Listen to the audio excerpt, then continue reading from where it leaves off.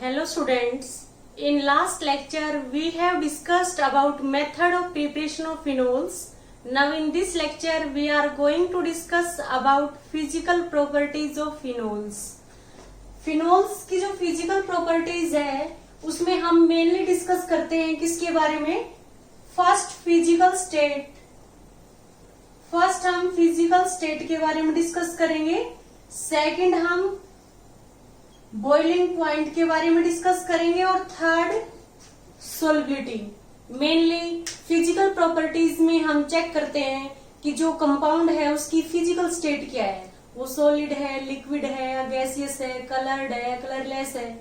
और जो boiling point है उसमें हम डिस्कस करते हैं कि कितने टेम्परेचर पे हमारा कोई भी सॉलिड है वो वेपर स्टेट में जाएगा या लिक्विड है वो वेपर स्टेट में कन्वर्ट होगा. और सोलिबिलिटी का मीन्स क्या है कि एक पर्टिकुलर सॉल्वेंट के अंदर हमारा वो कंपाउंड सोल्यूबल है या इनसोल्यूबल है. यदि वो डिजोल्व हो जाता है कंप्लीटली, पूरा सॉल्यूशन होमोजीनियस बन जाता है, पूरे सॉल्यूशन की कंपोजिशन सेम रहेगी, it means the given compound is quite soluble in a particular solvent.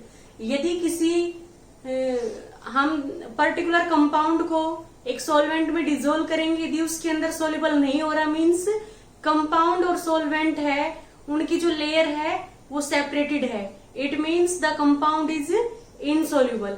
तो हम अब फर्स्ट फिजिकल स्टेट के बारे में डिस्कस करते हैं. तो जो फिनोल्स है वो क्या होते हैं? फिनोल्स कलरलेस, क्या होते हैं? कलरलेस, लिक्विड और सॉलिड्स होते हैं. Colourless, liquid and solids, liquid और सॉलिड्स होते हैं. तो हम इसमें मेन पॉइंट देखेंगे कि जिन फिनोल्स का मॉलिक्यूलर मास कम है वो हमारे क्या है, जनरली लिक्विड स्टेट में है. यदि मॉलिक्यूलर मास इंक्रीज होगा तो क्या होगा, डेंसिटी इंक्रीज होगी और उससे वो सॉलिड स्टेट में कन्वर्ट हो जाएंगे. तो हम ये देखते हैं कि जो लोअर फिनोल्स है वो क्या है, लिक्विड है, but higher phenols are solid in state, are in solid state. तो अब हम देखते हैं कि फिनोल्स कलरलेस होते हैं, लिक्विड भी हो सकते हैं और सॉलिड्स भी हो सकते हैं. अब फिनोल्स को जब हम एटमॉस्फेरिक एयर में रखेंगे, एयर में क्या होता है, फिनोल्स का ऑक्सीडेशन होता है और फिनोल्स है वो स्लाइटली कलर्ड को रिटेन कर लेते हैं. तो हम क्या लिखेंगे, on in presence of air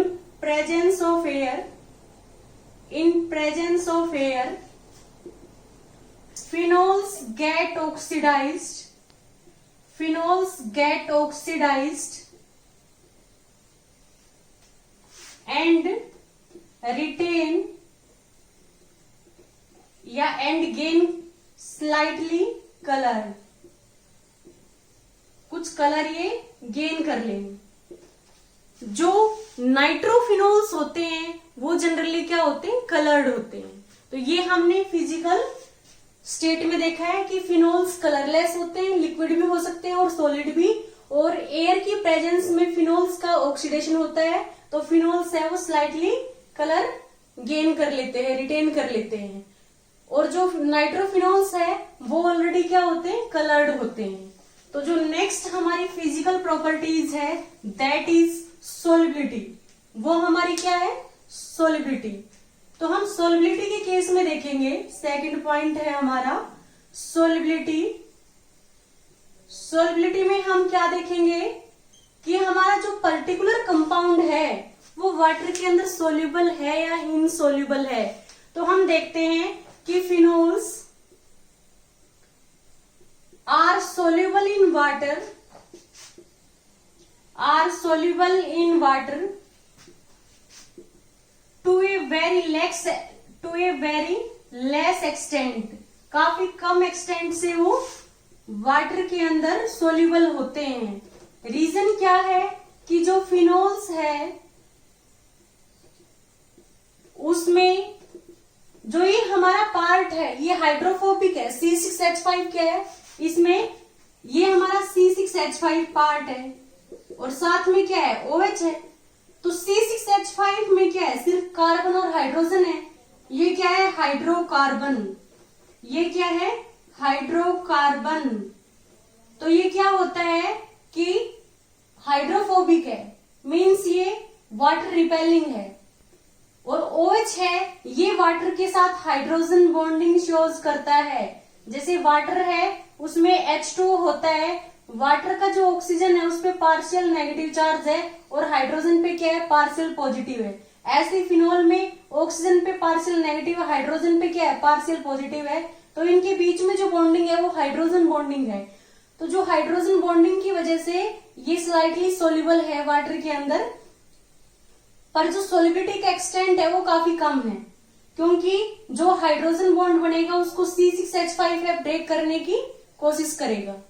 तो हम ये देखते हैं कि फिनोल्स है वो वाटर के अंदर लेस सोल्यूबल होते हैं, और वो कुछ सोलिबिलिटी है फिनोल्स की वाटर के अंदर। हम ये देखते हैं dihydric and trihydric phenols are quite soluble in water due to greater extent of hydrogen bonding. हम ये देखते हैं कि डाईहाइड्रिक एल्कोहल में क्या होगा कि 2 OH ग्रुप है। अब ये जो OH ग्रुप है ये वाटर के साथ हाइड्रोजन बॉन्डिंग शो करेंगे। जो वाटर है उसमें क्या, वाटर का फॉर्मूला क्या होता है? H2। तो क्या होगा, ये जो फिनोल का OH है, H पे पार्शियल पॉजिटिव है, O पे नेगेटिव है, इनके बीच में क्या होगी? हाइड्रोजन बॉन्डिंग होगी। ऐसे ही जो ये हाइड्रोजन है और जो वाटर है उसका ऑक्सीजन है उस पे पार्शियल नेगेटिव चार्ज है, तो हम ये क्या देखेंगे? इसके बीच में क्या है? हाइड्रोजन बॉन्डिंग है। तो जो डाईहाइड्रिक और ट्राईहाइड्रिक एल्कोहल है उसमें नंबर ऑफ हाइड्रोक्सिल ग्रुप ज्यादा होंगे। डाईहाइड्रिक एल्कोहल में 2 हाइड्रोक्सिल ग्रुप है, बट ट्राईहाइड्रिक एल्कोहल में क्या है? 3 हाइड्रोक्सिल ग्रुप है। जितने ज्यादा हाइड्रोक्सिल ग्रुप होंगे उतना ही क्या होगा? वाटर के साथ एक्सटेंट ऑफ हाइड्रोजन बॉन्डिंग ज्यादा होगी। Number of intermolecular hydrogen bond जो बन रहे हैं वो ज्यादा है, इस वजह से क्या होगी? सोलिबिलिटी ज्यादा होगी। नेक्स्ट जो हमारा फैक्टर है फिजिकल स्टेट में, दैट इज बॉइलिंग पॉइंट।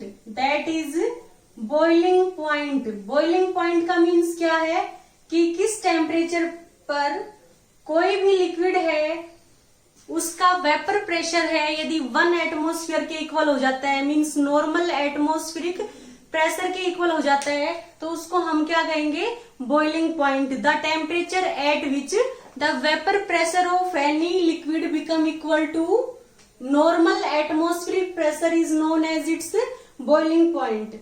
तो हम ये देखते हैं कि जो बॉइलिंग पॉइंट है, यदि हम बात करें हाइड्रोकार्बन की, जैसे ये हाइड्रोकार्बन की बात कर रहे हैं, मिथाइल बेंजीन है, इसको हम टोलुइन भी कहते हैं। इसका जो बॉइलिंग पॉइंट है वो कितना होता है? 384 केल्विन।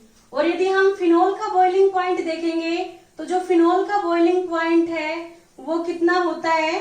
फिनोल का boiling point equal to 455 kelvin. तो हम ये देखते हैं कि जो डिफरेंस इन बॉइलिंग पॉइंट है फिनोल में और टोलुइन में वो काफी ज्यादा है, क्योंकि इसमें तो ये कार्बन और हाइड्रोजन है जो कि हाइड्रोफोबिक होते हैं, कोई हाइड्रोजन बॉन्ड नहीं बनेगा, कोई पोलर बॉन्ड नहीं है। बट इसमें क्या है? OH हमारा काफी पोलर बॉन्ड है, O पे पार्शियल नेगेटिव और H पे क्या है? पार्शियल पॉजिटिव है।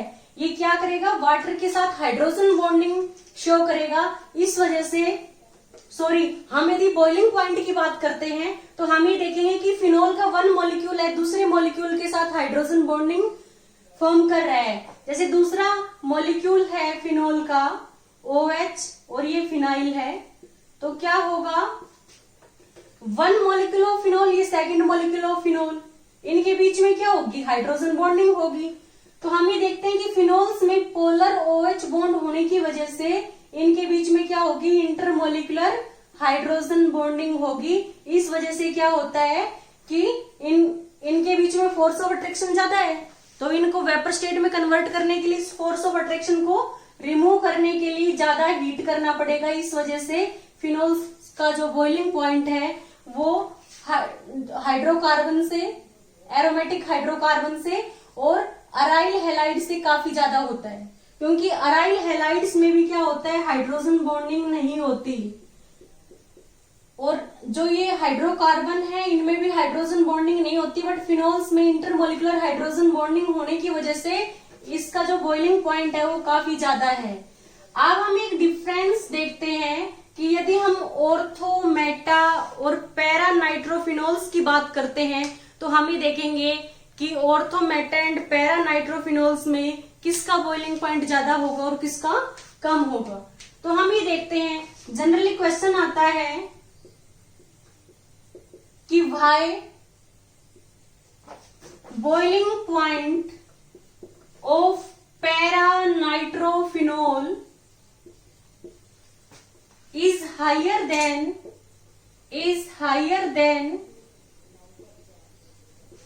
orthonitrophenol's की जो बॉइलिंग पॉइंट है पैरा नाइट्रोफिनोल्स का काफी ज्यादा है किससे, ऑर्थोनाइट्रोफिनोल से। रीजन क्या है इसमें, यदि हम रीजन देखें कि किस वजह से ऐसा होता है तो हम ये देखेंगे जो ऑर्थोनाइट्रोफिनोल है, ऑर्थो का मीन्स क्या है, 1-2 पोजीशन एक दूसरे के रेस्पेक्ट में क्या होती है, ऑर्थो पोजीशन होती है। फिनोल है तो हमने यहाँ पे OH लिया है। यदि हम 2 नाइट्रोफिनोल मीन्स ऑर्थोनाइट्रोफिनोल की बात कर रहे हैं तो हम यहाँ पे क्या करेंगे, N double bond O, coordinate bond O, ये NO2 ग्रुप हो गए। तो क्या होगा, ऑर्थोनाइट्रोफिनोल में इस हाइड्रोजन के बीच में और इस ऑक्सीजन के बीच में क्या हो गई, इंट्रामोलिकुलर हाइड्रोजन बॉन्डिंग हो गई। क्योंकि कंपाउंड तो सेम ही है, कंपाउंड हमारा क्या है 2 नाइट्रोफिनोल, जिसको हम ऑर्थोनाइट्रोफिनोल कहेंगे, क्योंकि OH और NO2 एक दूसरे के रेस्पेक्ट में क्या है 1-2 पोजीशन पे है। तो इसमें क्या है 1-2 पोजीशन पे है और टोटल जो इन दोनों के बीच में हाइड्रोजन बॉन्डिंग हो रही है, इससे ये साइकिल बन रही है। और जो ये साइकिल है ये क्या है 1 2 3 4 5 6 मेंबर साइकिल है। तो हम ये देखते हैं कि इंट्रामोलिकुलर हाइड्रोजन बॉन्डिंग है वो किस केस में पॉसिबल होगी, यदि ग्रुप काफी क्लोज है और उनके बीच में 6 मेंबर रिंग की फॉर्मेशन हो रही है। और क्या होगा, हाइड्रोजन है वो 1 ग्रुप का है और ऑक्सीजन है जो इलेक्ट्रोनेगेटिव एटम है वो अनदर ग्रुप का है। तो इन दोनों के बीच में जो बॉन्डिंग है जो विद इन द मॉलिक्यूल है उसको हम क्या कहेंगे, इंट्रामोलिकुलर हाइड्रोजन बॉन्डिंग। तो हम ये देखते हैं कि जो इंट्रामोलिकुलर हाइड्रोजन बॉन्डिंग है वो ऑर्थोनाइट्रोफिनोल के अंदर होती है, बट पैरानाइट्रोफिनोल के अंदर क्या होता है, OH और NO2 है वो एक दूसरे की रेस्पेक्ट में 1-4 पोजीशन पे है, वो काफी दूर है, तो उनके बीच में इंट्रामोलिकुलर हाइड्रोजन बॉन्डिंग नहीं होगी बल्कि क्या होगी, इंटरमोलिकुलर हाइड्रोजन बॉन्डिंग। तो यदि हम पैरा का केस डिस्कस करें, पैरा नाइट्रोफिनोल, तो उसमें हम देखेंगे ये क्या है N double bond O, coordinate bond O, और ये क्या है रिंग, और यहाँ पे क्या हो गया OH। अभी क्या होगा, नेक्स्ट मॉलिक्यूल के साथ जो पैरा नाइट्रोफिनोल का जो नेक्स्ट मॉलिक्यूल है उसके साथ क्या करेगा, हाइड्रोजन बॉन्डिंग यूज करेगा। जैसे यहाँ पे मैंने क्या लिया है OH, या इसको मैं थोड़ा शॉर्ट दिखाती हूँ इस रिंग को, ये हमारी क्या है फिनोल है OH, और यहाँ पे क्या है NO2, N double bond O, coordinate bond O। तो हम ये देखते हैं, इसको हम थोड़ा सा इस NO2 को ऐसे दिखा रहे N double bond O, coordinate bond O। तो हम ही देखेंगे ये क्या है पैरा, ये 1-4 पोजीशन है, ये पैरा पे नाइट्रो है और ये क्या हो गया फिनोल हो गया। तो हम ही देखते हैं कि जो 2 पैरा नाइट्रोफिनोल के मॉलिक्यूल्स है उनके बीच में क्या होगी, इंटरमोलिकुलर हाइड्रोजन बॉन्डिंग होगी। मीन्स ये 1 मॉलिक्यूल है पैरा नाइट्रोफिनोल का, ये सेकंड मॉलिक्यूल है, तो इनके बीच में इन बिटवीन द मॉलिक्यूल्स यदि हाइड्रोजन बॉन्डिंग हो रही है उसको हम क्या लिखेंगे, इंटरमोलिकुलर हाइड्रोजन बॉन्डिंग। ये क्या है, intermolecular hydrogen bonding. Hydrogen bonding ये किस केस में प्रेजेंट है, पैरा नाइट्रोफिनोल या 4 नाइट्रोफिनोल हम कह सकते हैं इसको। ऐसे ही क्या होगा, ये जो OH है इसका जो H है वो नेक्स्ट जो पैरा नाइट्रोफिनोल होगा उसके ऑक्सीजन के साथ हाइड्रोजन बॉन्डिंग शोज करेगा। तो इस तरह से ये हाइड्रोजन बॉन्डिंग है ये काफी लार्जर एक्सटेंट तक चलेगी। तो हम ये देखते हैं कि 2 नाइट्रोफिनोल में क्या होती है, इंट्रामोलिकुलर हाइड्रोजन बॉन्डिंग होती है। बट जो पैरा नाइट्रोफिनोल है उसमें क्या होती है, इंटरमोलिकुलर हाइड्रोजन बॉन्डिंग होती है। तो हमें पता है कि द इंटरमोलिकुलर हाइड्रोजन बॉन्डिंग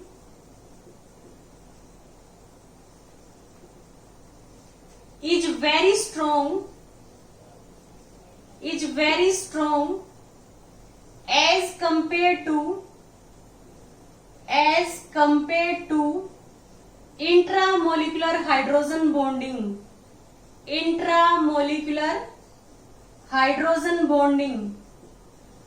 अब जो इंटरमोलिकुलर हाइड्रोजन बॉन्डिंग है उसकी स्ट्रेंथ ज्यादा है तो फोर्स ऑफ अट्रैक्शन ज्यादा है। इस वजह से क्या है, बॉइलिंग पॉइंट है वो पैरा नाइट्रोफिनोल्स का क्या है, काफी ज्यादा है। किससे, ऑर्थो नाइट्रोफिनोल से, क्योंकि इसमें इंट्रामोलिकुलर हाइड्रोजन बॉन्डिंग होती है और जो इंट्रामोलिकुलर हाइड्रोजन बॉन्डिंग है उसका एक्सटेंट है वो क्या है, वीक है। और जो इंटरमोलिकुलर हाइड्रोजन बॉन्डिंग है वो काफी स्ट्रॉन्ग होती है, इसमें फोर्स ऑफ अट्रैक्शन ज्यादा होगा। तो इस वजह से क्या होगा, जिसमें इंटरमोलिकुलर हाइड्रोजन बॉन्डिंग है उसमें फोर्स ऑफ अट्रैक्शन ज्यादा है तो उसका बॉइलिंग पॉइंट है वो ज्यादा है। तो हम क्या लिखेंगे, hence the boiling point of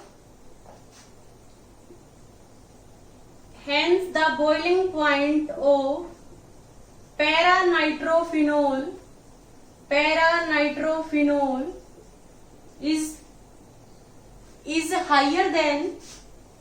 is higher than boiling point of orthonitrophenol। हम ही देखते हैं ऑर्थो के केस में इंट्रामोलिकुलर हाइड्रोजन बॉन्डिंग होती है जो कि वीक होती है, इस वजह से इसमें फोर्स ऑफ अट्रैक्शन कम है तो इसका बॉइलिंग पॉइंट कम है। यदि हम मेटा की बात करें तो मेटा में क्या होगा, 3rd कार्बन के साथ NO2 ग्रुप होगा। तो इसमें भी क्या होगी, ये दोनों ग्रुप एक दूसरे से काफी दूर हो गए मेटा के केस में भी, तो उसमें भी क्या होगा, इंट्रामोलिकुलर हाइड्रोजन बॉन्डिंग नहीं होगी बल्कि क्या होगी, इंटरमोलिकुलर हाइड्रोजन बॉन्डिंग होगी।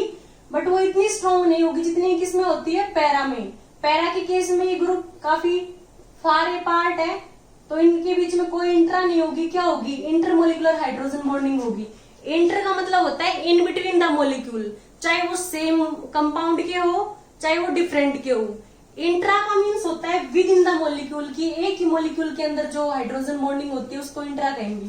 तो हम ही देखते हैं 2 नाइट्रोफिनॉल में इंट्रामोलिकुलर हाइड्रोजन बॉन्डिंग होती है, बट मेटा एंड पैरा के केस में इंट्रामोलिकुलर हाइड्रोजन बॉन्डिंग नहीं होती बल्कि क्या होती है, इंटरमोलिकुलर हाइड्रोजन बॉन्डिंग होती है। और इंटरमोलिकुलर हाइड्रोजन बॉन्डिंग है वो काफी स्ट्रॉन्ग होती है as compared to intramolecular hydrogen bonding. Hence the boiling point of meta and para nitrophenol is higher than that of ortho nitrophenols. और दूसरा क्या है कि ये इसमें हाइड्रोजन बॉन्डिंग स्ट्रॉन्ग है। यदि वाटर के अंदर हम पैरा नाइट्रोफिनोल्स को डिसोल्व करते हैं तो उसकी सॉल्युबिलिटी ज्यादा है एज कंपेयर टू ऑर्थो नाइट्रोफिनोल्स, क्योंकि ऑर्थो नाइट्रोफिनोल्स में ये ग्रुप है ये आपस में ये हाइड्रोजन बॉन्डिंग शोज कर रहे हैं। But in case of para nitrophenols जो 1 मॉलिक्यूल है इसका जो NO2 है ये क्या करेगा, वाटर के हाइड्रोजन के साथ हाइड्रोजन बॉन्डिंग शोज करेगा। इस वजह से para nitrophenols are quite soluble, are much more soluble in water as compared to ortho nitrophenols. तो ये हमने फिजिकल प्रॉपर्टीज डिस्कस की है इस लेक्चर में फिनोल्स की, that are physical state, solubility and boiling point. यदि आपको इस लेक्चर में कहीं कोई डाउट हो तो प्लीज आप हमें कमेंट करें। Okay, thank you student.